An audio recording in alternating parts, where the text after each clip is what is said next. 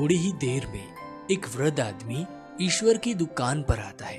बेटा, नंदन ने मुझे तुम्हारे पास भेजा है।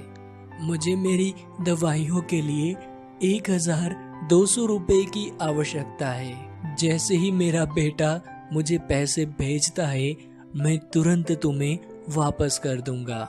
चाचा जी, मैंने तो नंदन की यूं ही मदद कर दी थी।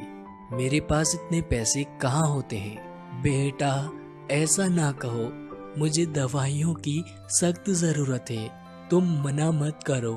आप मेरे पिता समान हैं, इसलिए ये लीजिए 1200 रुपए। इन्हें आप रखिए और दवाइयाँ ले लेना।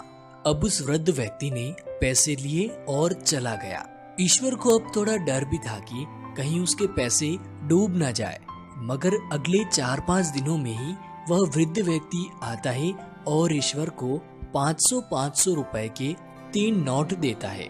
ईश्वर नोट को गिनकर बोलता है, चाचा जी, ये तो 1500 रुपए है। आप तो 1200 रुपए लेकर गए थे ना।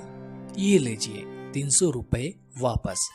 नहीं नहीं बेटा, तुमने मेरी समय पर मदद कर दी, ये पैसे तुम्हारे हैं, तुम रख लो। नहीं चाचा जी, मैं नहीं रख सकता। अरे रख लो भाई, मुझे कभी और जरूरत पड़ सकती है। ठीक है, आप कहते हैं तो मैं रख लेता हूँ। अब धीरे धीरे लोगों को पता चलता गया कि ईश्वर चाय वाला पैसे देकर लोगों की मदद करता है। तो जिनको पैसों की जरूरत होती, वो ईश्वर से पैसे उधार मांगने चले आते। चाय वाला भी अब उन पर विश्वास कर उन्हें पैसे दे देता, और जो लोग जितने पैसे लेकर जाते, उससे थोड़ा ज्यादा ही पैसे ईश्वर को वापस लौटाते। ईश्वर भी उन्हें तोहफा समझकर वो पैसे रख लेता। धीरे धीरे वो एक्स्ट्रा पैसे ब्याज में बदलने लगे।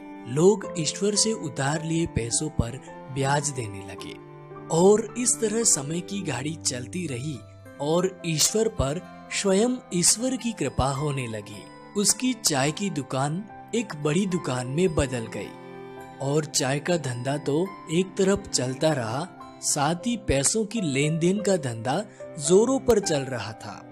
लोग चाय पीने कम, पैसे ब्याज पर लेने ज्यादा आने लगे। धीरे धीरे ईश्वर ने अपने गांव में ही नहीं, बल्कि दूर दूर तक अच्छी खासी इज्जत बना ली और अपना नाम कर लिया। इस कहानी से शिक्षा, जिंदगी हमें एक बार सफल बनने का मौका अवश्य देती है। बस आपको अपनी बुद्धि का उपयोग करना